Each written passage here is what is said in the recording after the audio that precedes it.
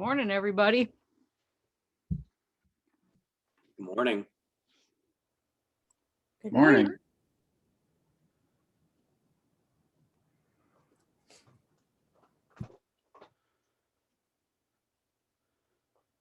Diane, I want to know how many times people spell your last name wrong. Me? No, there's another Diane. Oh, okay. Sorry, I didn't notice that till I got it halfway out of my mouth. I was like, it's Mitchell. How many ways can you misspell it? Well, I thought that about McDonald too when I got married, but that was a big surprise.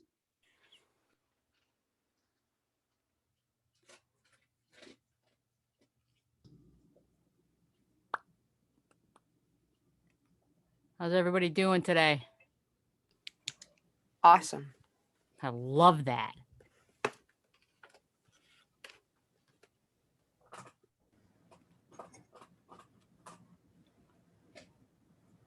How are you doing, Cheryl? Fantastic. Spent the better part of an hour and a half on the phone this morning. My daughter-in-law called at 7:30 in tears. She tested positive for COVID and she had spent the day at our house on Sunday. Oh, Oh, no. Yeah. So I've just spent the last hour and a half calling everyone that I came into contact with on Monday. oh no. I go into the market center one day a week. Guess which day? Monday. No. Other than that, I do not leave my house because my husband is very high risk. All right. And action. Okay, today we are talking about presenting offers and negotiating. So one of the funniest things that Jack Kelly says, and I think we should get it on a t-shirt for him, is he'll get a call from a brand new agent and they'll say, oh my God, I took somebody out and now they want to write an offer. And Jack's response is, well, what did you think was going to happen if you took someone out to look at homes? So the most important thing is that you are familiar with the purchase contract and the property disclosures. That means you're going to practice writing a purchase contract every day. Go into the MLS, pick one of the new houses that is on the market, run a CMA on it, and write a purchase contract for it. And if you send it to me, I'll look at it for you. But that's your ups.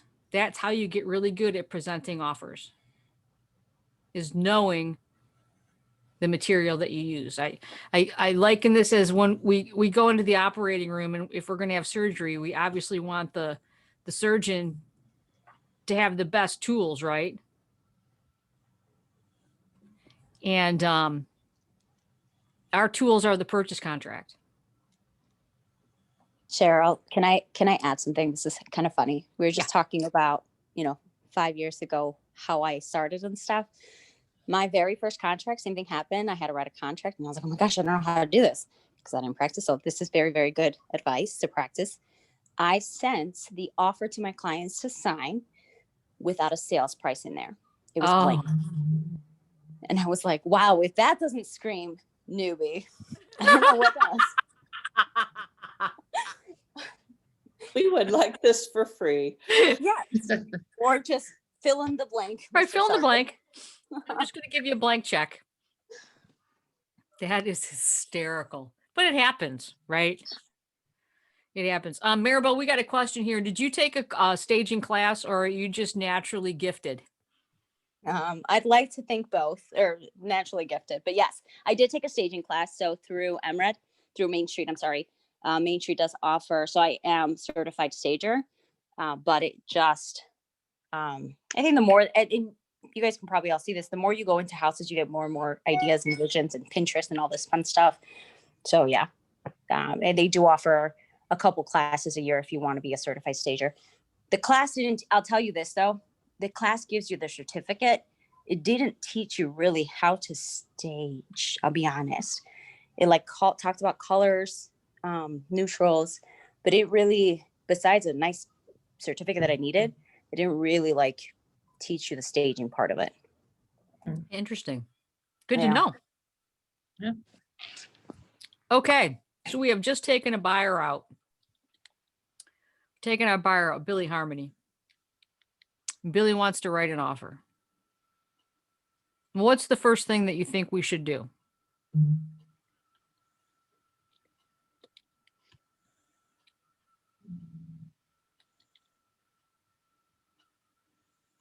Well, fine. I don't know.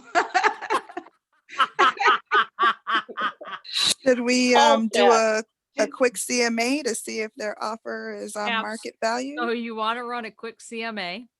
And do we already know that they can get financing? We've known that since we started the relationship. That's correct. I'm not taking you out to look at properties until we Okay, know what just you wanted to check. what your purchasing power is, particularly in a market like this, in the seller's market. We have to have that pre-approval or proof of funds to submit with the offer. Right? And the way that things are going right now, I suppose, Maribel, some of your stuff's not even lasting a weekend. No, they go, I mean, I have things in the PLN that are under contract and the appraiser's like, it's not even in the MLS. And I'm like, I know it's in PLN. And they're like, is that allowed? I'm like, that's how fast things are going right now. It doesn't even make it to the public. Right. So we have to, again, this is our fiduciary responsibility to our clients, is to make sure that we are putting them in the best position to purchase the house that they want to. So this is your due diligence. And so the question to ask is, when you're doing your buyer's consult, is, so how will you be paying for the home? Will you be securing a mortgage, or do you intend to pay cash? And if they say, well, we're going to get a mortgage, that's great. Do you have a lender? I have several that I work with that I would be happy to share their contact information with you. In fact, 10 minutes right now over the phone with my lender will let us know what your purchasing power is. And then we can go ahead and get a formal pre-approval or pre-qual. I can never remember the difference. I have a quick question. With the quick CMA, say if your buyer, had to go above market value to kind of get their offer considered, what kind of script would you say representing them to kind of let them know, like, hey, you're going above market value. This is what, could happen. The appraisal might come through. Do you just give them all of that information after a situation like that? Yeah, if your CMA comes back and you're in a multiple offer situation, your client will determine the value. So here, I'll demonstrate with a story. So my daughter and her husband bought a house many years ago. They didn't use me. That's another story. And I think that they went in too high. And I told her that. And I said, I don't believe the house will appraise. And it didn't. So they ended up forgetting it for less, obviously. And so they closed and they'd moved on, moved in, and it just came to me out of the blue. It's like, wow, you know what? I don't get to determine the value for the property. I'm not going to live there. That's what my daughter was willing to pay to put her family in that house. Right? It's not up to me. You present the market statistics and what you think the house is worth, but your buyer will determine the value. And I told them I thought they were going in too high. She didn't care. They wanted that house. Right? So doing the quick CMA gives me an idea, but the buyer will determine value. Does that make Sounds sense? good. Yeah, that makes sense. Thank you. Mhm. So do you even give them that opinion where you think they're putting in too much, or just leave it at that? Here's the CMA. Well, so I'm going to say, so so we ran the CMA, right? And it looks like we could list houses are selling within 97% of list price to sales price ratio. So I think that that's going to put us right about here. Okay. So on a scale of 1 to 10, how badly do you want this house? Okay. Because if you really want it, then we can push, you can push the envelope. If they think, Yeah. well, if I get up tomorrow morning and I don't have it, I'm fine. Okay. There is a clause, it's called the escalation clause, that if my clients in today's market I'm going to go in with every contract with an escalation clause. What the escalation clause does, it says, I'm going to offer $265. I will pay $1,000 over your highest and best offer. Now I can say up to 75,000, like I'm not going to pay over 75 grand. Jack's strategy is to leave that blank so that when they come back and counter to you, you can decide whether or not you want to accept the counter. I'm very clear that it has to be a written offer. I need to be able to see the first page of that contract so that they just can't come back and try to escalate the price. Make sense? So that's an escalation clause. And that's one way to guarantee that it puts your buyer in a bit better position to control the outcome. Okay. All right. So the first thing we're going to do is let's hopefully. Girl, on that, do you leave the contract without a price? You use the escalation clause. You determine the price on the escalation clause. So I'm putting a purchase price in the contract. I'm not putting one in the escalation clause. Okay. So of course we want to go do a quick CMA so that we can determine the value. Like I want to know what the average days on market is. I want to know what the list price to sales price ratio is. All that figures in. I want to go look at the listing history. How long has it been on the market? Have there been price reductions? As Leonard said, are the price reductions significant? So that's, again, why it's so very important that you're in the MLS every day. Every day. Okay, so we've submitted an offer and it goes to the listing agent. So what are some things that we can negotiate in a real estate deal besides price? Closing date. Closing date, absolutely. What else? Closing costs, Yes. refrigerators, anything else? Repairs. Mm-hmm. Home warranty. Yep.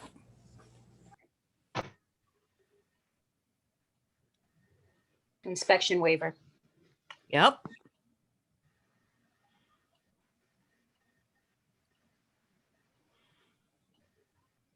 What else? Tax proration. What do you mean by that? Tell me more. Tax proration. Oh, yep, tax prorations. Mm-hmm. I have done most of my real estate in Cook County, obviously, and we prorate our taxes at 110%. So the first time I wrote a contract in DuPage County and put a tax proration of 110%, I thought the list agent was going to snap my head off. It's 100. So if you're out of Cook County, it's typically 105%. I just closed on a for sale by owner in December, and we went in the purchase contract to prorate the taxes at 105%, and the sellers came back and said, no, we want you prorate the taxes 100%. So absolutely. How do you do a purchase contract for a FISBO?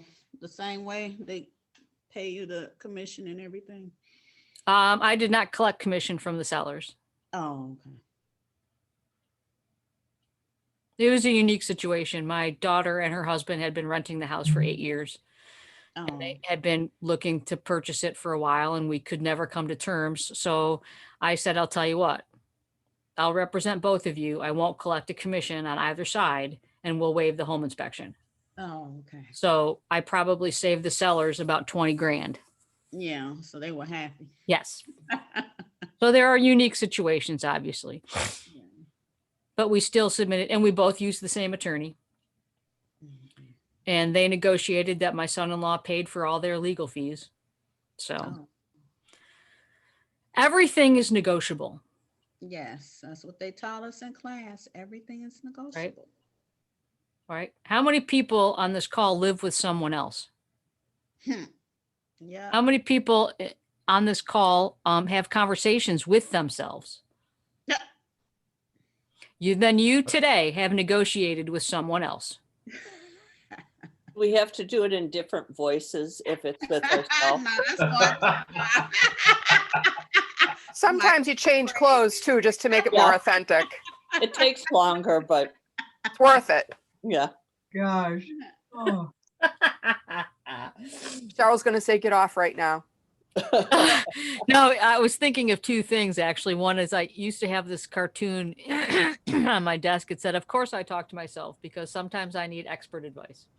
I have a quick question. Yeah. So who pays for the inspection, the buyer or the seller? The buyer. The buyer. Okay.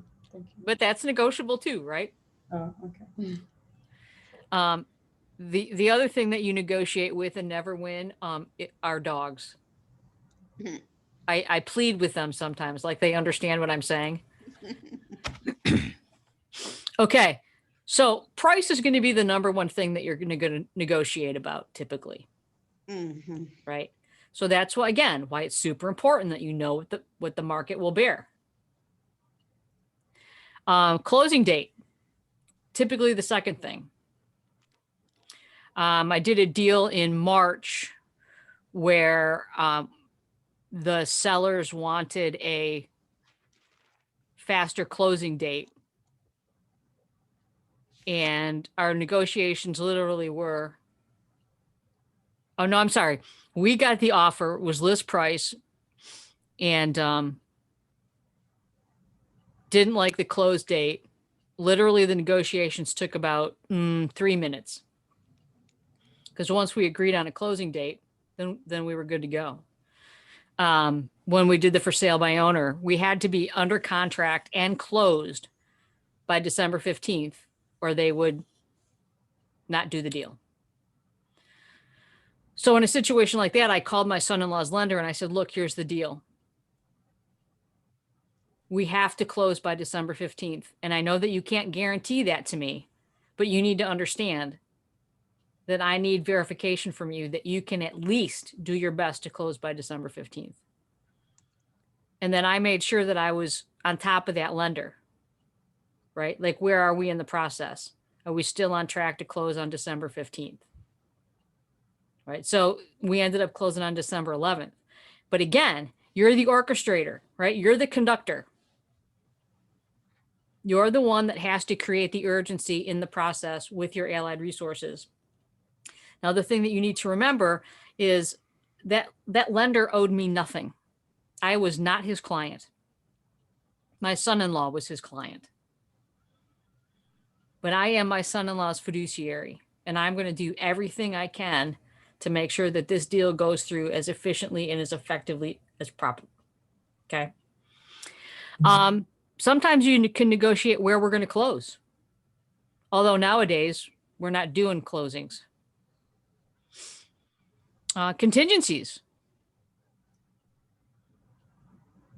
Right? Home sale, home close, financing. So a lot of times if you go in and you have a home to sell or you have a home to close,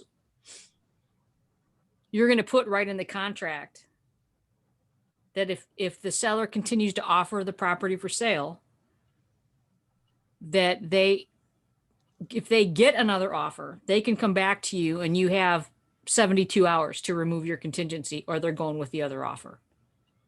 So that's why it's really, really important that you can go in on these purchase contracts and not have a contingency. I negotiate typically over the phone. Maribel, do you negotiate email, text? I do both. I do all of it. I'll Okay. call the agent directly. And this is the power of KW too. Like, when you work with a KW agent, you just get a different level of agent. So when you call and say, hey, I'm a KW agent, and you sound like you really, know it, they want to work with you. I have had people like, I'm really going to root for your contract because you know what you're doing. Mm-hmm. So it helps to have a conversation. Can I add a contingency actually? Absolutely. Please do. This is something that we've had to do for this last year and going into January. I don't know what the official name for it is. The attorneys couldn't give me anything, but I'm calling it a reverse contingency. a home sale contingency. So here's what's happening. You guys have probably seen this. Sellers are reluctant to put their house up for sale or allow viewings or accept a contract because they don't have anywhere to go. Sellers don't even have houses that they want to buy. There's nothing on the market. And so I am begging and pleading with some of these agents like, hey, please let me in. One, if my client likes the home and wants to make an offer and we come to an agreement, we will hold all inspection and mortgage and all the contingencies. We'll hold on to everything and give your client 30, 45, 60 days to find a home. Once they go under contract, we'll start our inspection and mortgage and everything. And it has worked, especially with people who, don't have a lot of options. Like the one that we're working on right now, he's on a fixed income, so he's going to be going into rental. It's just a very complicated situation, but you have to allow them. If your buyer isn't in a rush, which a handful of our buyers are not, and they're like living with family or living in a family member's house or something, or month to month is the other one that's popular that we have as well. So if they're not in a hurry and they love the house, that is, again, an option to be like, we will give you time, Mr. Seller, to find a house. So Maribel, how do you actually word the closing date thing? It is, we tell them that is, so when you're filling out the offer, you put to be determined or very small. I've had to type in the top 30 days after seller finds a property or secures a property is the actual verbiage. 30 days after, seller secures a property. And then it's very important that you bring your attorney into play, right? And so their first letter will restate what you have come to an agreement with on the other agent and the sellers and the buyers, that all contingencies are hold, all inspections, all of the steps are on hold until the seller has identified and secured a contract for purchase. Then you start your 1 week, inspection. What if, okay, all of this happens, the seller finds the property and then you go into the contingencies and then your buyer says, well, it's a lot of issues here, I don't want it. That came up as well on the one that we closed. We secured it in October, closed in December, because the agent said the same. I mean, it really depends. If you're walking through the home, they're going to rely on you. Now, there's things that we can't see in the houses, but if you're walking through the home and you see water stains on the baseboards or you see the walls bowing, which we've had to come across as well, you might want to give your client a heads up. It's a good idea. But if it's a clean, like the one that my clients chose in October, it wasn't the most tidiest, but it was a very sturdy house, and so we just have to kind of get there. So once the seller finds a property and we do our inspection that first week, keep in mind the seller is also doing their home inspection that first week. So everybody, it's a level playing field. Okay. It's a better thing than saying, hey, Mr. Seller, I want your home. Here's a full price offer. Yeah. And get out in 30 days. Yeah. I love that. Yeah. One day somebody's going to call it something because I'm calling it a reverse contingency. And I chuckle when I explain it to the agent. And when I did to the attorneys as well, and I passed it by the 2 attorneys we use, they're like, yeah, I don't know what to call it. I think we should call it the Lopez contingency.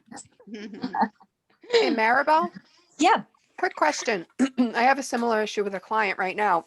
Where did you say you type in the 30 days after seller secures a property? What line was that, did you say? So on page 2, where you have the closing dates. Closing dates. I just wanted to Yeah. double check and verify. Yeah. Thank you. We do the same thing with short sales, because short sale, you always put 30 days after bank approval or lender approval or something. So that's kind of where we just fit it in. But again, your attorney letter will say the same thing. The first letter that goes out from your attorney, he's going to have to extend all of these periods and windows until the seller secures. So it's going to restate it in an official attorney letter. Do not forget to tell your attorney what you're doing, because their letter matters. Right, because typically that home inspection attorney review is within 5 business days of acceptance of the contract. So they have to continuing to ask for an extension. Yep. Can they actually do the inspection and accept the contract and then kind of negotiate it as like we're negotiating the closing date to be 30 days after you accept the offer? Or is that unheard of? I made this, so you guys can do whatever you want. I I Well, don't know that there's a I'm wrong and asking right. for me. Yeah, I mean, as far as like a buyer goes, so you also have to convince your client, right? You're thinking outside the box and trying to find them something that works, and they'll be grateful. And so to protect my buyer, we're also saying, hey, this is a win-win because you don't have to spend money on an inspection. You're just hanging tight until the seller finds something. Yes, Or, yes. I mean, that is not a bad idea because what if the inspection reveals something they don't like and now everybody's wasted this time and lost houses on the market? So it's not a bad idea. I think that's a great idea, actually. But that's how Okay. we positioned it to people and said, hey, let's save money. Let's not do anything until the seller has something. So Yeah, the other Okay. flip side to that too, just playing devil's advocate, is if you have the inspection done up front, what happens in 30, 60 days that the house has something happen to it, and then you're Sure. not aware of it, what happened. right. Yep, there is a risk to everything that we do, right? And what our clients have to do and what we have to do is provide them with enough information to make the best decision for them at any given time. Okay. All right. So we've put Can I, together. can I ask one last question about that? To Yes. Maribel, I guess. Sure. Who says that we found something, we're under contract, we're on the clock? Do you look for page one of their purchase contract, or do you just go with the agent saying we're under contract and let the Yes. lawyers know that we're on the clock? Yeah, the risk is not there if they don't have it. We just let them know. We get it in writing.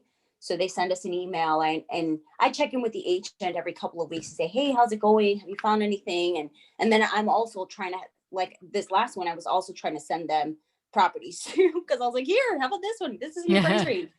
And so yeah, I don't need to verify it. As long as they send me something in writing, and then I tell them the same, please tell your attorney we're moving forward, and the attorney communicates with our attorney, and we're all on the same page. Yeah, so obviously this wouldn't work if you have a buyer that like wants to move like now. No. Yeah, you'd No, have to that's have not. somebody that's kind of loosey-goosey on when they close. Yes, yeah, this only works if your buyer has time. If they are like in a situation that they, their lease is coming up or they're something, that they have to secure something now, it won't work. I love it. Isn't that cool? You see how important collaboration comes between colleagues? And which is one of the, it's one of the things that Maribel pointed out, like the last brokerage she was at, Mastermind. Exactly. Exactly. I mean, I've learned a lot today. So. And we're going to call it the Maribel. I think so too. Let's give it another nickname, because if this is like incorrect in some way or blows up, I don't want credit for it. Thank you. All right. So we are going to mastermind. And what do we call this? Call it the mastermind clause. There you go. That's a good one. Love that. Got the M there for Maribel, right? Awesome. Okay. So we've written the contract. Or you know what? Call it like the mastermind language, and then you get the ML from Maribel Lopez. Then. There you go. See, we got you, Maribel. I like it. Thanks, guys. I appreciate it. No problem. Thank you. So my clients say, I love this house. We want to put in an offer. Now, everybody's going to handle things differently. In today's market, the first thing I'm going to do is I'm going to call the listing agent, tell them that we're prepared to put in an offer, and they should receive it within an hour, 2 hours, 24 hours. I'm going to follow that up with, should you get any other offers, please call me. So I want time to be of the essence. So I'm going to set up the expectation that the listing agent can expect an offer. Also, if I would add, if you're calling the listing agent to let them know you have an offer coming, now would be the time to ask if you have any offers on the table currently, to let your client know so he can make their best decision. Yep. Yep, absolutely. Good call, Leonard. I haven't encountered that lately. The last house that I got for my buyers was actually in the PLN. We were the only people that looked at it, and we put in a full price offer with an escalation clause, and they didn't show it to anybody else. So, so then I'm going to quick write up that offer. So we've got the offer all together. It's been set up in DocuSign. We've sent it over. Everybody's signed. Now, if you are dealing with first-time home buyers, you want to make sure that you have gone over that purchase contract with them prior to even going out to look at properties. The first time that they look at that purchase contract should not be the time that they're signing it. It is an overwhelming piece of paper. And I'm going to say that to you because I'm going to bet most of you haven't even read through the purchase contract. You must know that contract inside and out. Like, what did Maribel say? Page 2, right where we put the closing date. And I'm not saying you need to know line numbers, but you should have enough of a recall of the contract to know what's in it. When I did my buyer's consultations, I always went over the contract in the initial consultation and talked about the disclosures that they would have to sign as well. Because now that everything is electronic, they're going to be getting this document without you sitting next to them being able to explain it. And there is built-in buyer's remorse.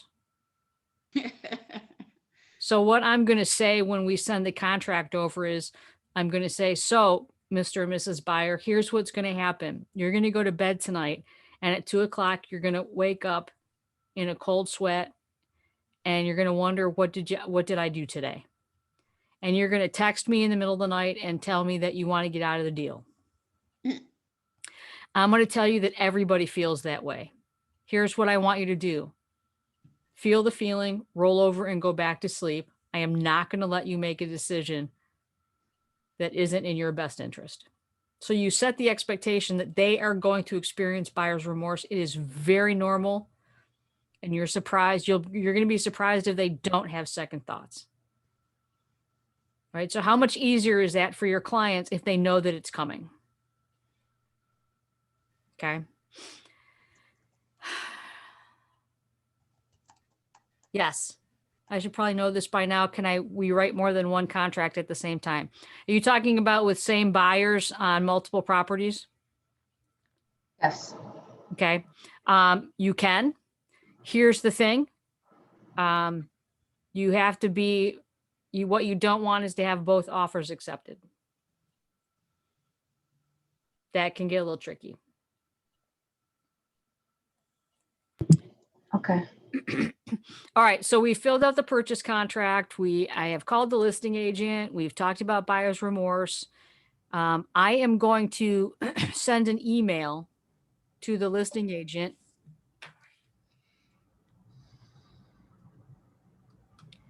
And I'm going to share my screen. It's a very simple email. We have to be very careful not to disclose any personal details about our clients, age, race, religion, that could cause something to go sideways. We just don't ever know. So you'll notice in this one email that I disclose that I'm related to the buyers. Take those 2 sentences out. It's not sharing. Oh, I haven't started yet, Patty. Oh, And I will include this in your deliverables for class today. So I've talked to Bob, right? I said, hey, the offer's coming over, and I just do a very simple email. I'm thrilled to be presenting you with my client's offer for your wonderful listing at 7814 Woodstock Drive. So then you can skip this part. I must disclose that I'm related to the buyers. See attached for the offer, disclosures in my client's pre-approval letter. So I want to give them an idea of what the big rocks of the offer, right? So he doesn't have to flip through the contract. So my clients are offering total of 2,800 earnest money, $1,800 within 3 days of the executed contract, an additional $1,000 within 5 days following attorney review. Now, the reason that we did this is this offer went in the early days of COVID. And they had looked at a lot of houses and they really liked this one. And it was more so the location than it was the actual house. So we really wanted to demonstrate to the sellers that we were putting skin in the game. They've been pre-approved by preferred rate. So we put the lender down there. They're putting 20% down. They have a fixed rate conventional loan amortized over 30 years. I put down who I'm working with, and then I say, he's my go-to person. And I know that he's going to work tirelessly to ensure a smooth transaction. My clients are currently Would you ever put the lender's contact information? It's in on the there? contract.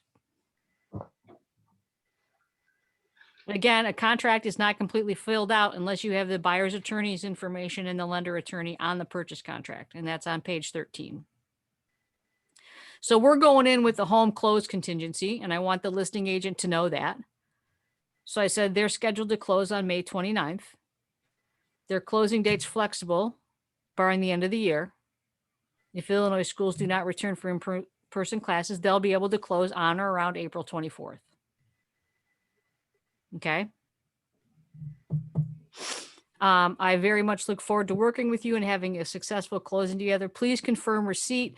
We respectfully request to hear back as soon as possible.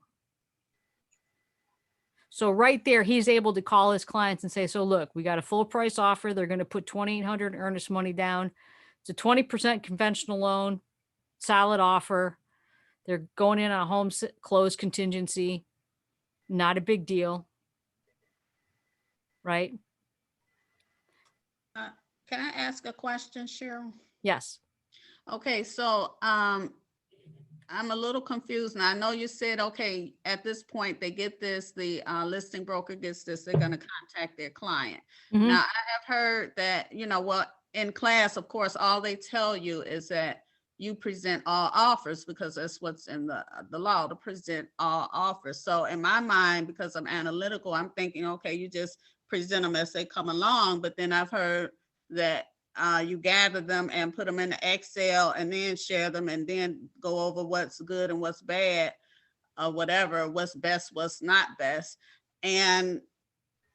But in this time, it seems like to me that one of them could walk away. If somebody's on this Excel list, you know, they might withdraw their offer. I mean, so what is the best practice? Is it just as simple as you get an offer and you share the offer with your seller, or you wait a couple of days and see if you get any more offers? No, you must present your offer immediately. Okay.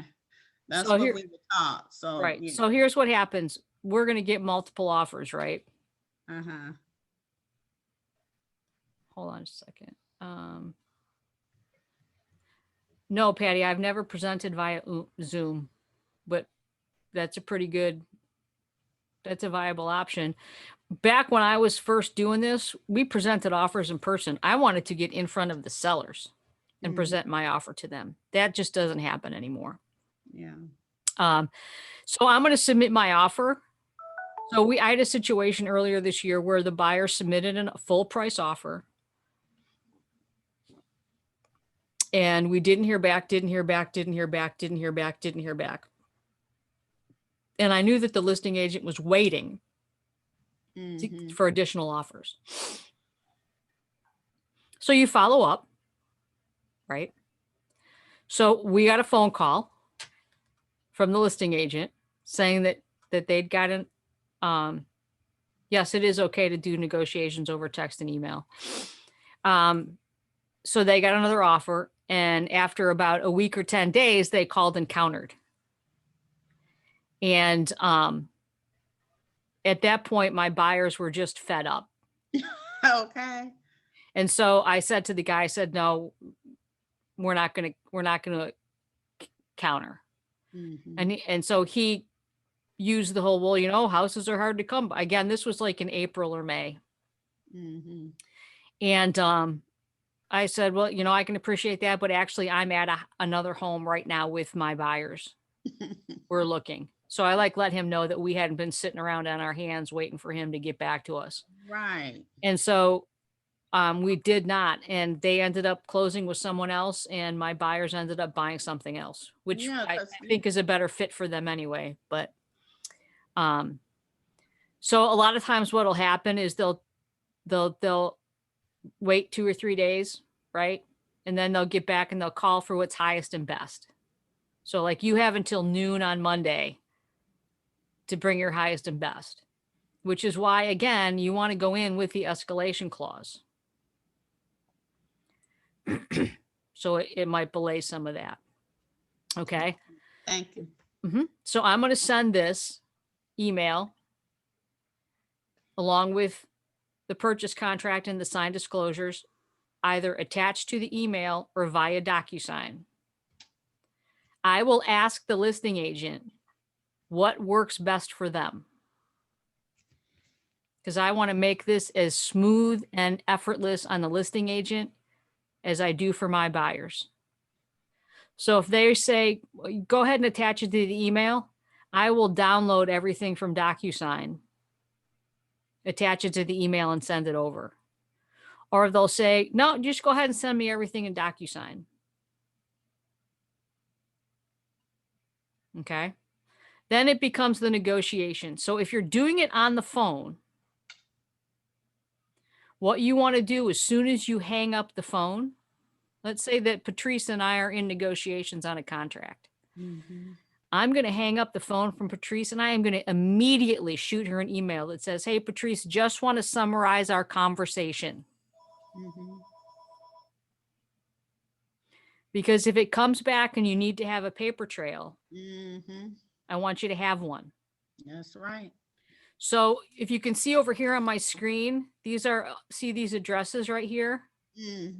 These are all the deals. So I create a folder or a label for each of my transactions. Okay. Yeah, because And then I just throw every single piece of correspondence right in that folder. So this is everything that, any communication that I had regarding that transaction. It's all right there. Exactly, because people forget. They say, "Oh no, I didn't say that," and I just had to reiterate a conversation I had with my manager and put it in writing back to him just in case something came up about it later. So you can't say you didn't say this, that, and the other. Well, and then I have right here, you know, his confirmation that he's received it. Cheryl, how long do you keep the files on the left there? They, you know, according to the law, it's 7 years. Right. But all of this stuff is in DocuSign. So technically, once the deal was done, I could delete all these attachments. Okay. But I'm probably in 7 years, I'll archive these emails. Or what I might do is archive them now because the transaction's over. And then if I ever need to access them again, you could also, if you wanted to, download all the emails, save them as a PDF and upload it right to DocuSign and then delete the whole thing. Because DocuSign has the history, right? It tells you everything that you do inside that room.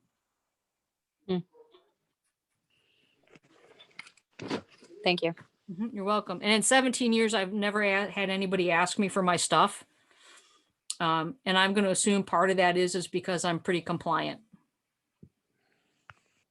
And I'm not, you know, I was negotiating a deal earlier this year and I was sitting in my living room and I was kind of stewing, right, about the buyers. And I had to remind myself, Cheryl, the buyers are not the enemy, right? You guys both want the same thing. Like they want to buy the house and you want to sell it. So inside my head, it gets a little contentious sometimes. Like when I sold my dad's house after he died and the home inspection report came back, I like really felt like I had to defend my dad's honor. Right. So it does become really emotional. And so you have to be the voice of reason. You have to remember that your opinion doesn't matter. You're not going to live there and you're not paying for it. Make sense? Yes. So once I send all this stuff over, then Bob and I are going to talk on the phone till we get a resolution. Then we're going to go back and finalize the purchase contract. So I'm not changing, the contract's not getting changed every time we go back and forth. So then I finalize the purchase contract. We get the buyers to initial those changes and the sellers to sign it. And we've got the disclosures. Okay. Then sorry, Patty, go ahead. How do you handle it if the listing agent isn't getting back to you or isn't confirming that they've received what you've sent? I call every day. And if I can't get restitution or resolution, okay, Gwen, bye. I'm calling the managing broker. So you would call the managing broker directly, not have your managing broker call theirs? You could. But I don't want to bring Jack into it unless I have to. Right? I'm not looking to be adversarial. See you, Jeremy. I'll pick on you more on Friday. I will be here for that. Awesome. All right. Thanks, See ya. Cheryl. So for me, Patty, it's just about an inquiry. It's like, look, I'm not sure if I'm missing something. I've attempted several times to reach Patty and she's not returning any of my calls. I'm just really calling to make sure that everything's all right. Okay. Right. So for me, it's about the inquiry. And you will get people that won't call you back. Because everybody's not going to feel about the business the way you feel about the business. But my responsibility is to my client. Okay. So presenting the offer is pretty simple. It's pretty straightforward. Negotiate over the phone, via email, via text. Make sure that you follow everything up for confirmation. Finish up, dot the I's, cross the T's on the purchase contract, and then the clock starts ticking. You have 5 business days to do a home inspection and an attorney review, which means that let the attorney do their job. So the inspection report's going to come back. We are concerned with 2 things, health and safety. You and your buyers are they're going to let you know what they want fixed. Cheryl. Yeah. So I tend to be hands off in regards to the inspection. Me too, brother. I like to let the attorneys handle it. Yep. I have a client now who uses prepaid legal, so they're not the most attentive. Yeah. Any suggestions in a situation like that? Anybody else? So what I'm going to do is I'm going to go through the home inspection report, typically with the buyers, and find out what is most important to them. I'm going to type up an email and I'm going to send it to the attorney. I'm going to say, these are the items that my clients would like addressed in the purchase contract. So let me pull up one that we did. So here's the attorney inspection letter that Scott sent for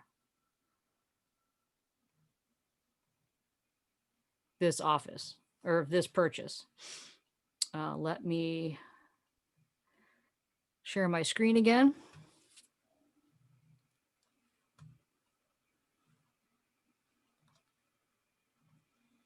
Okay. So all this stuff, it's in here, the things that we want right here. He just copied right from my email. Right? That these were the things that the buyers wanted worked, and they are all related to health and safety. Okay.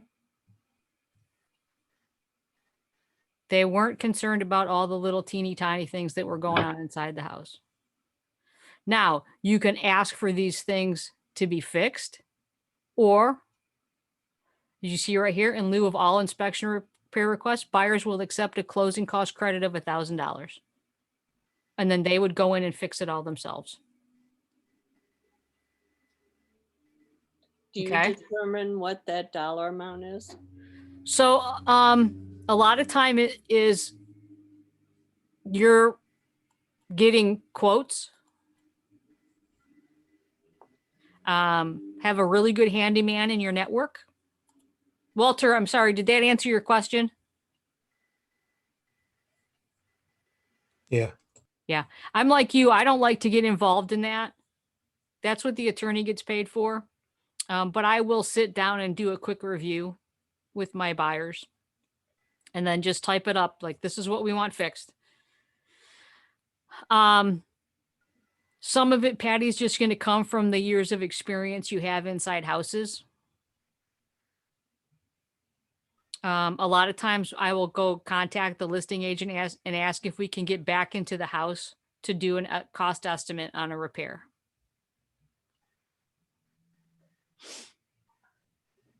Sometimes the inspector will know.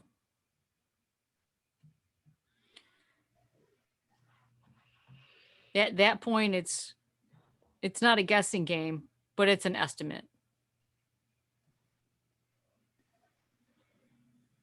All right, does that make sense?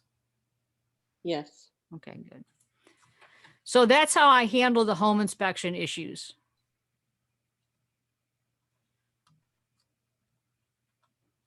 Then the attorneys work out the details.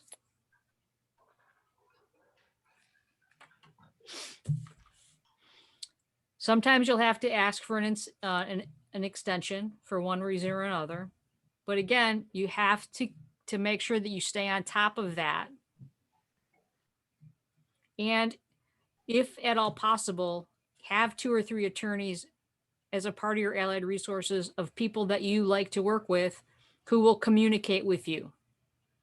So I use Scott Brower. He's upstairs in our markets, in our office. And his office used to be right across the hall from mine. He stayed where he was. I moved. So I have a really great relationship with Scott. And I know that he's going to keep me in the loop. So you want to find allied resources that will work with you. Not that you have to fight with to keep the deal together. Same thing with home inspectors. Make sure that you have great relationships. Is it a trial and error thing? Yes, it is. I go to every appraisal as the listing agent because I want to meet the appraiser.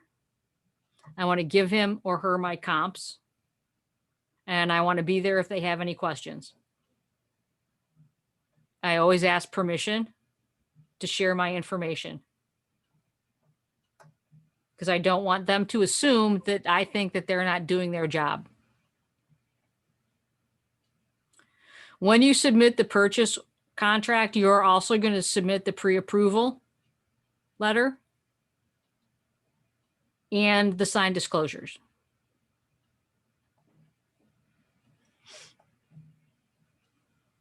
So now we get through the home inspection and attorney review period and nothing happens for a really long time. At least it seems that way. It's still vitally important that you stay in communication with your clients. Mondays was my day to check in with all my sellers. Tuesdays was the day I checked in with all my buyers. And I assured them, I'm calling you every Tuesday, whether I have anything new to tell you or not. Because sometimes not knowing is the worst feeling in the world.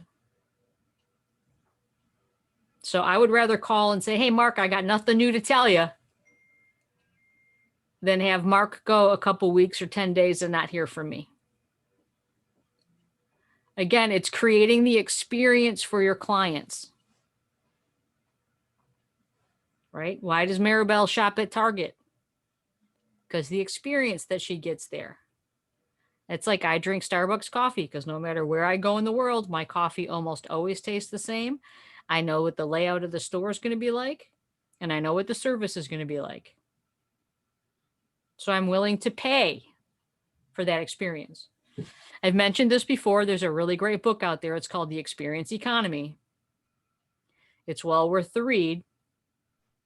It's all about the experience that we create for the people that we serve. And if we create a world-class experience, they will come back and they will refer you. So do you want to be the Nordstroms of real estate? Right? And no disrespect to Walmart, or the Walmart of real estate. The world needs both, but who will you serve? There's another really good book out there. It's called The Fred Factor. It's super short. It's a quick read. It's about a mail carrier. His name is Fred. And after I read that, I wanted to become the Fred of real estate coaches. Zig Ziglar says that we are paid in direct proportion to the service that we provide. So if my income continues to dip, I have to look at what service am I providing to my clients. Right? Because everything, we are the brand. Everything rises and falls on us. So what experience are you providing? And that's where these best practices come in. Maribel, can I pick on you again? Always. I love you so much, girl. Love you too, girl. I'm sure that there are things that you're doing now, 5 years later, that you don't even think about. That 5 years ago you had to remember. Oh yeah. Yeah. And so would you say that even now, Maribel, 5 years into this, that you are still refining your systems? Absolutely. Like you just said something that I haven't been doing that I'm like, oh, that's a good idea. I like that. Reviewing the contract, with the buyers well before they write their first offer, because it is. And I'll sit there and explain the crucial pages to them while on the phone. But I think that that's something we're definitely going to implement, is giving them the contract ahead of time and kind of going over that so that they are not in a shell shock the night that they're, their stomach's in a knot because they're going to be making an offer on a house they love. So yeah, we implement, we change all the time. We find better practices. That's the only way that we improve. Yeah. That's the beautiful thing about our industry is with the Millionaire Real Estate Agent, we have a book of best practices. But how do we make those best practices ours? Because I'm sure there's things that the service level that Maribel provides that I never provided for my clients. Right? Okay, so is everybody with me on the urgency and the experience that we provide to our clients through this process? Yes. I do have one question on the presenting the offers immediately.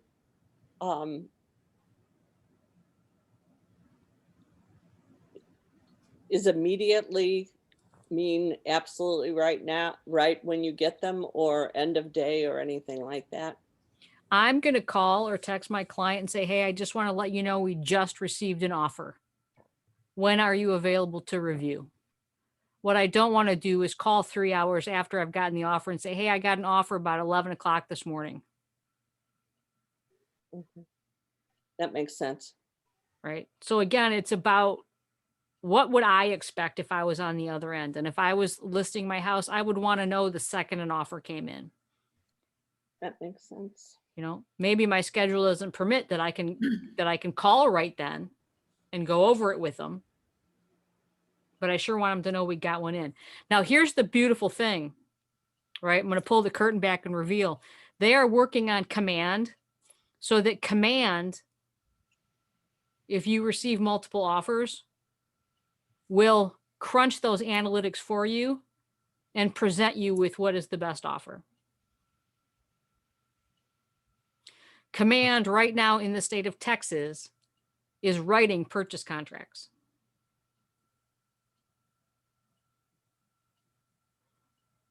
Still doesn't preclude the fact that you need to know how to do it. And that's about finding out what's important for your clients, because maybe price isn't as important as when they can get out. right? We just don't know unless we ask the question. We can never, ever, ever assume. Okay. What's going on through your heads right now? Review contract, review contract, review contract. Mm-hmm. Yeah, it's you guys, Right. that's your tool.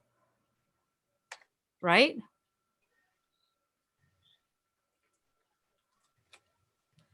Now, the other thing is I have this amazing checklist that I just got yesterday from one of my coaches. Would I advise giving a blank copy of the contract to who, Mark? Yeah, to the client. It's Oh, just, absolutely. It's going to be in my buyer contract, in my buyer packet. okay. So just so they can refer back to it or Absolutely. something. Now I'm gonna watermark it, right? So they can't use it without me. Right. So I'm either gonna write sample across it in a highlighter, or I'm gonna drop a watermark on it. Yep. Got it.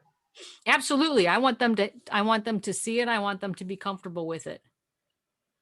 Okay. That's the tool of your trade. Right? You have to be confident. You know, they say knowledge is power. Well, I think that unless you use that knowledge, it has no power. What knowledge does is it grants us confidence.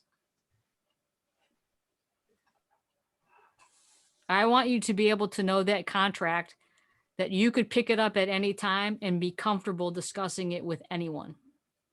So if you want a real test, I want you to take the purchase contract.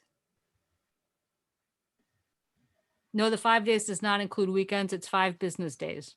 So if you submitted the offer on Thursday, you have Friday, Monday, Tuesday, Wednesday, Thursday. Yes, you can have an inspection on a Monday. The offer's on Monday. Ooh. That'd be calling it pretty quick. I might want it done a little earlier. In a situation like that, I'm going to have the attorney do an inspection extension for the home inspection review period, because the attorney really can't begin their review period until you give them all the inspection information. So I'd ask for an extension right away.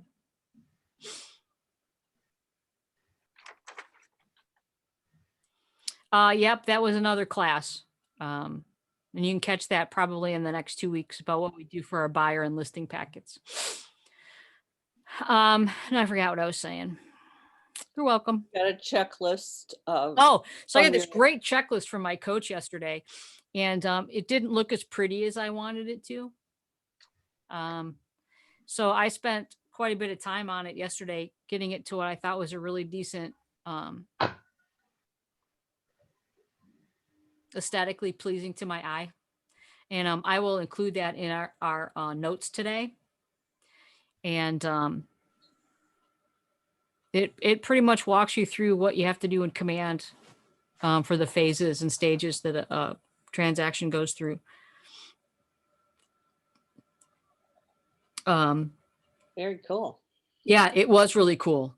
It was very cool. It's probably the most succinct thing I've seen. In fact, let me show it to you.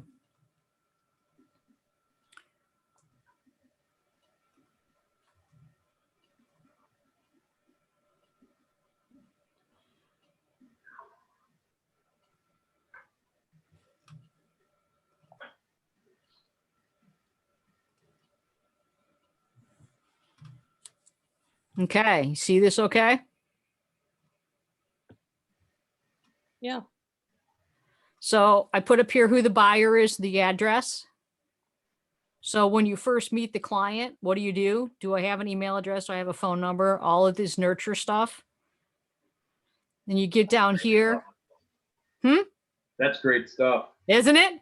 Yeah. Do I have a copy of their pre-approval letter, right? Did I prepare them and go over the lead-based paint and radon? Have I assembled their buyer packet, right? Again, do I have the pre-approval? Share my KW app. If it's a referral, right? Do I have the W9? So, and I put over here on the side what phase we were in. Then you go down here and they're searching. right? These are the things that I should have done. If I'm in the showing stage, these are the things that I should have done. If I'm in the negotiation stage, these are the things that I should have done. So now I'm in the inspection stage. So these are the under contract. I'm in inspection. Do I have all this taken care of? Well, now I'm in appraisal financing, right? So right here, discuss quiet time frame with the buyer. Well, that's that part where after the inspections are over and the attorney review's done, things go silent. Have you prepped your client for that time? Have you told them things are going to go radio silent? And that's okay. Clear to close stage. What do I do? The final walkthrough. What do I do? Okay. I just closed the property. What do I do? So, this is the only thing about it that bothers me right here. I can't quite figure out how to fix that, but, Cheryl, yeah, sorry, what is a non-spending period? non-spending. I thought. it Oh, said so just- if I'm a buyer and I just got pre-approved for a loan, and don't buy anything until after you close. Don't go out and buy a car. Don't go buy a car. Don't go buy furniture. Okay, Don't go buy thank you. anything that where anybody's going to ding your credit, because it'll Thank screw you. up the close. Okay. So you guys find this helpful? Really helpful. So Yes, I also have one Wildly. for the listing side. Is it laid out okay for you? Does it make sense? I think Yeah. so. Are you going Brilliant. to send it to I us like the in layout. Word? So if we want to personalize it? Absolutely. It came to me in some other kind of document and I had to convert it. I'm thinking also of about getting it into an Excel spreadsheet. But that's low hanging fruit. But yeah, it will come to you in Word so you can make whatever changes you want to. Right. Okay. But I was so excited. It's great. Yeah. It's the most comprehensive thing I've seen. And I'm sure that there are things in here that even they might have missed. Yeah, that's why I wanted to know if it was customizable a little bit as you go along. See, like here in the watch stage, refer buyers to our preferred lenders. In the hot stage, share their lender information. Again, so there's some redundancies built in here.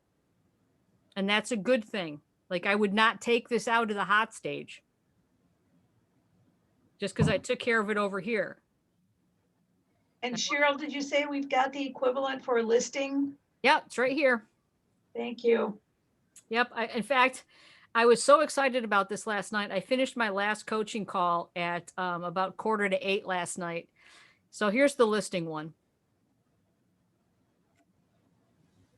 Woohoo! My husband said, I'm going up to bed. And I went, what? He said, yeah. I said, like, what time is it? He's like, it's 9:40. And I had been sitting here working on this for 2 hours and had gotten so lost in the time that I didn't even realize that much time had passed. So here's the same thing for the listing side. It's not as pretty as the buy one, but you guys can work that out. Oh, kitty. Yes, my kitty. Okay, so I will send this to you today so that you've got it and you can go over it. Now, here's the really cool thing. And one of the things I want to bring up is when we get into command,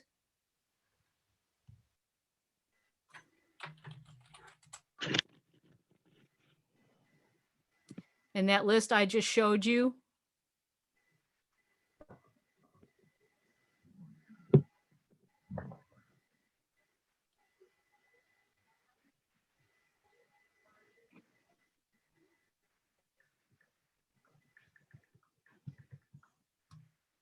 close some of these windows, make things go just a little bit faster.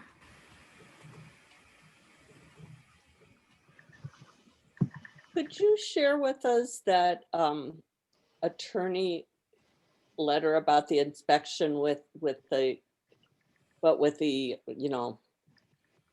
confidential information blacked out? Sure. Thank you. I'm all about samples. I know you are. And remember, we are not attorneys, right? Okay, so let's say I wanted to take that paper list that I just sent to you, or that I'm going to send to you, and we go over to our opportunities. Patty, this was something you brought up last month. Do you remember? That you can embed the lists. Yep.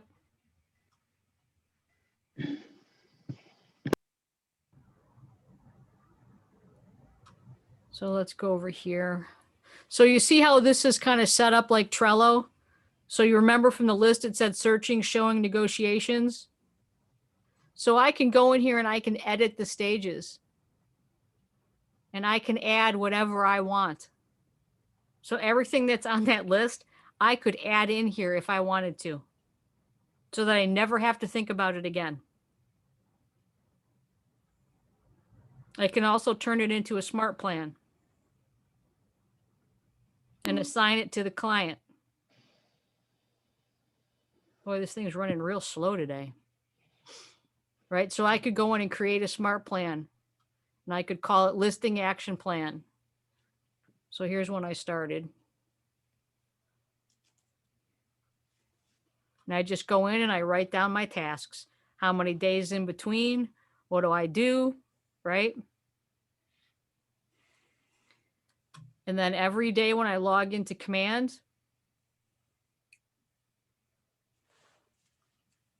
my tasks due for the day should be right in here. I don't even have to go look for it. And that would be from the smart plan? Yep. So you would have to hand type everything in first. Right. Right. And here's the interesting thing, like most things, the startup takes longer. So if you think, so it's going to take me 5 hours to type in the smart plan or to add things to the opportunity phases. Now take that 5 hours over the life of your career. And if you had to go in and do it every time, right? Yeah. Which is why I'm strongly suggesting you go fill out a contract and keep it as a template. That's how I learned them. So I always had something to work off of. So when you add that list to a smart plan, you attach every buyer to the smart plan, and there it is. Yeah. How So, about- so once the smart plan's there, then I can assign it to whomever I want. So let's say that Mark's my new buyer. And I go in and I assign that smart plan to Mark. It's going to check on me and make sure that I'm going to get those tasks on my dashboard. It doesn't send an email to the client? I can set it up that way if I want to, but these are really more reminders for me. Or, okay, Make sense? it does. Okay, where's everybody's head today? Right now, how you feeling? What's been your biggest takeaway from today? Lots of them. Lots of things. What's one? Reviewing those contracts so that you know what's in them and you can answer all questions before you even meet with the buyer. Yep. Love that, Lisa. Thank you. What else? One of the things for me that I didn't think of before was watermarking the copy of the contract that you are handing out, so they can't use it on their own. Right. I don't know why I had never thought of that before. Okay. Anybody else? Biggest takeaway from today? Yeah, I love the Nothing. smart plan for listing action plan. I think that's awesome. Good. Constant communication with your clients. Mm-hmm.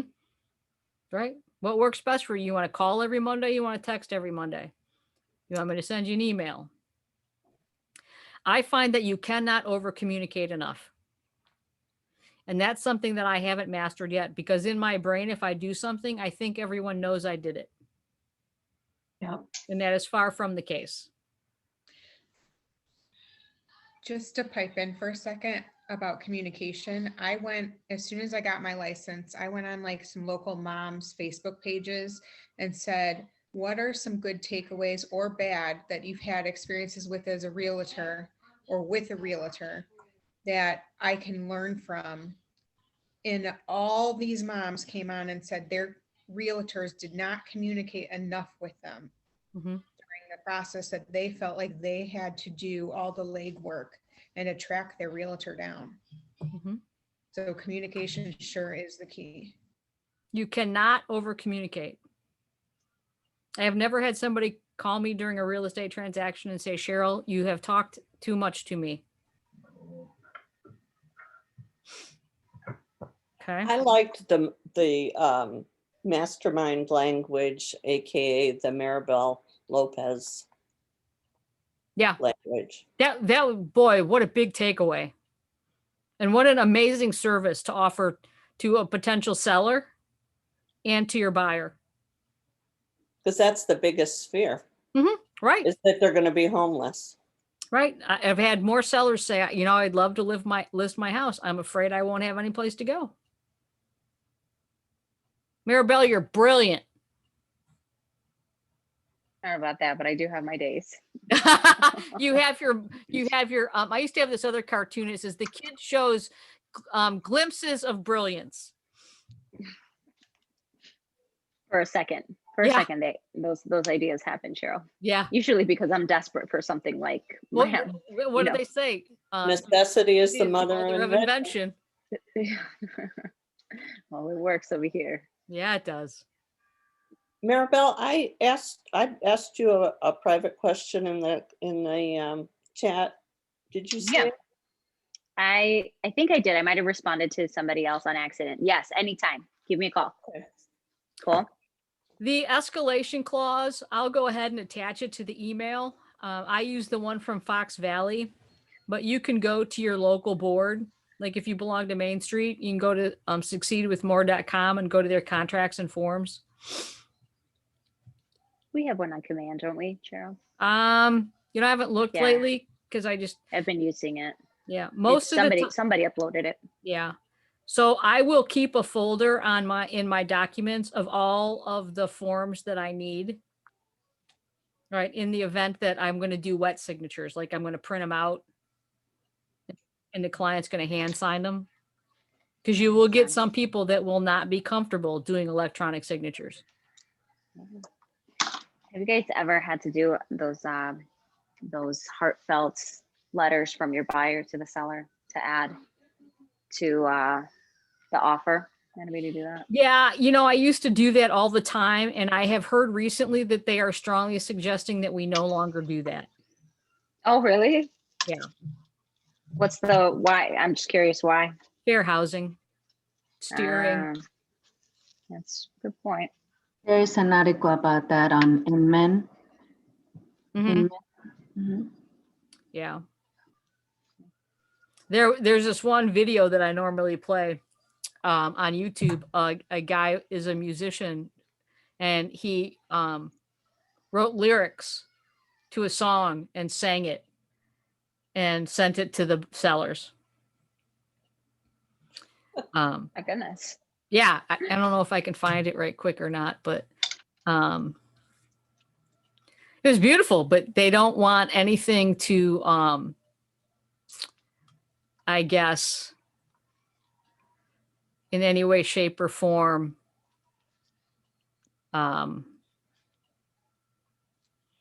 Influence. Yeah. Interesting. I did that once. Didn't work. No. Nope. Well, see, I've had it done.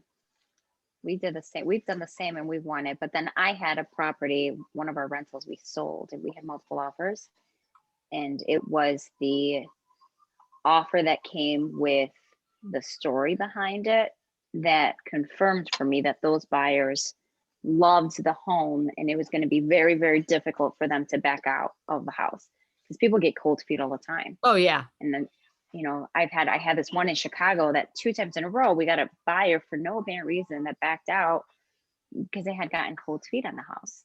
And so that's why I liked those letters, because I'd like to see how much do you really love my house? Mhm. And are you serious about it? Is this where you picture your family? And I don't even, the whole, I have kids, I don't have kids, that part doesn't matter as much. I think that's where the fair housing, or what is it called? I'm thinking of the word, not fair housing. Is it fair housing? That's where the, rules can get broken. If you're saying, oh, I have kids, I don't have kids, Yep. I'm this nationality, I'm not, Yep. right? Yep.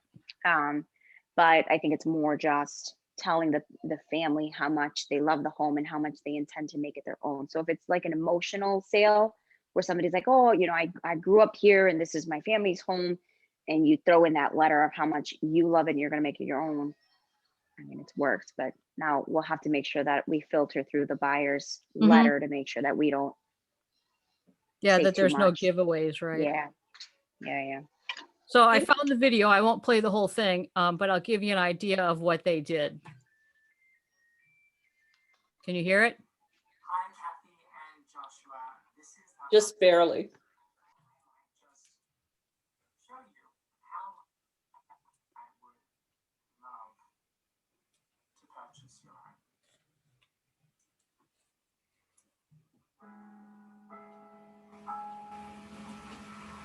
I'll light the fire. You place the flowers in the veins that you bought today. Staring at the fire for hours and hours wide. He has a smashing head of hair. Mhm.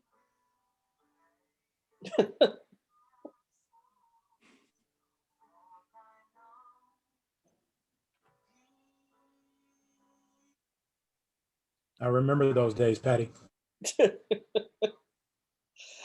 Oh. I'd like to see a photo.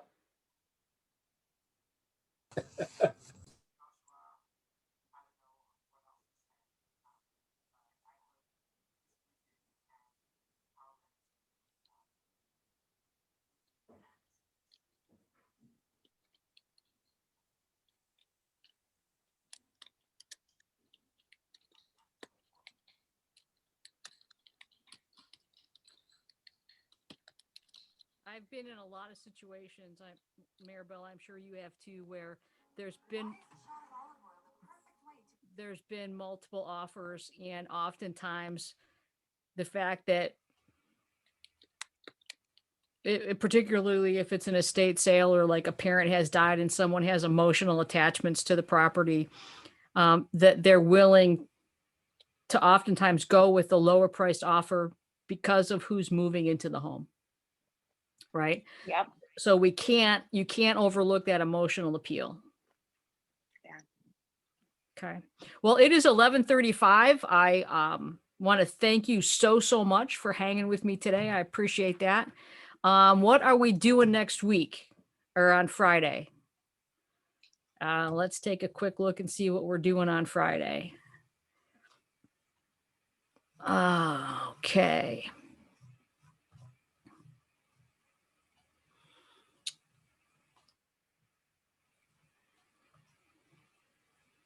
So Friday is going to be a kind of an overview, and we're going to put it all together.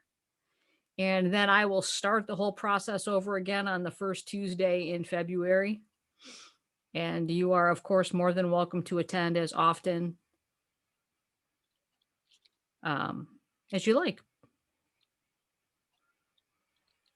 Patty says here that she has 5 things I love about my home when you go on a listing appointment. Yeah. Have I ever had the seller? Yeah. One of the things that we might do is, so tell me why you love this house, why you love living here, right? So whatever we can do, again, logic makes people think, emotion makes them act. The same impulse that causes you to buy the Snickers bar in the checkout line at the grocery store is the exact same emotion that when you walk into a house, you say, this is it. Okay. You guys are fantastic. I look forward to seeing you on Friday. I'll get the email out to you, and have a fantastic, profitable, and powerful Wednesday. Thanks, everybody.